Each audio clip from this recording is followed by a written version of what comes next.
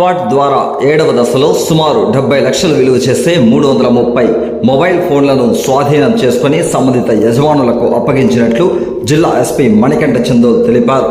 గురువారం మధ్యాహ్నం 12 గంటలకు పోలీసు అతిథి గృహంలో ఏర్పాటు చేసిన విలేకరుల సమావేశంలో ఆయన మాట్లాడుతూ, మొదటి దశలో ₹1 కోటి విలువ చేసే 500 సెల్ ఫోన్లు, రెండవ దశలో 45 లక్షలు విలువ చేసే 200 సెల్ ఫోన్లు, మూడవ దశలో 60 లక్షలు విలువ చేసే 300 సెల్ ఫోన్లు, నాలుగవ దశలో 45 లక్షలు విలువ చేసే 300 సెల్ ఫోన్లు, ఐదవ దశలో 65 లక్షలు విలువ చేసే 300 సెల్ ఫోన్లు, ఆరవ దశలో 45 లక్షలు విలువ చేసే 200 సెల్ ఫోన్లు, ఏడవ దశలో 70 లక్షలు విలువ చేసే 330 సెల్ ఫోన్లు రికవరీ చేసినట్టు తెలిపారు.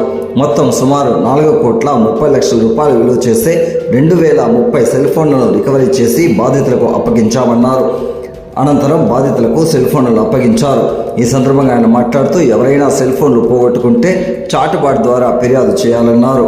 ఈ కార్యక్రమంలో additional SP admin Arifulla, crime inspector Ramanjaneyulu, police సిబ్బంది పాల్గొన్నారు.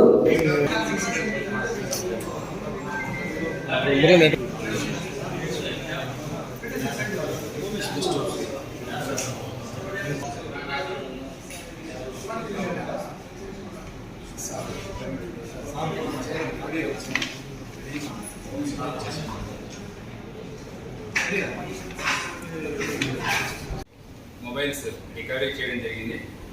సో ఇవన్నీ కూడా వాటి ఓనర్స్ వేరియస్ ప్లేసెస్లో పోవడం కానీ లేకపోతే థెఫ్ట్ జరగడం కానీ జరిగిన తర్వాత మన చాట్ బాట్ ద్వారా వాట్సాప్లో మెసేజ్ పంపి ఫామ్ ఫిల్ చేసిన తర్వాత వాటన్నిటిని కూడా లాస్ట్ ఆల్మోస్ట్ 35 డేస్లో రికవరీ చేసి మీ ముందు పెట్టడం జరిగింది. ఇప్పుడు వాటి ఓనర్స్ ఎవరైతే ఉంటారో వాళ్ళకి మనం ఎటువంటి ఎఫ్ఐఆర్ ఏమీ లేకుండా కూడా ఓనర్స్కి వాళ్ళు జస్ట్ IMEI నెంబరు, నెక్స్ట్ దాని డీటెయిల్స్ ప్రొవైడ్ చేసిన తర్వాత దానికి మనం వాళ్ళకి అందజేయడం జరుగుతుంది.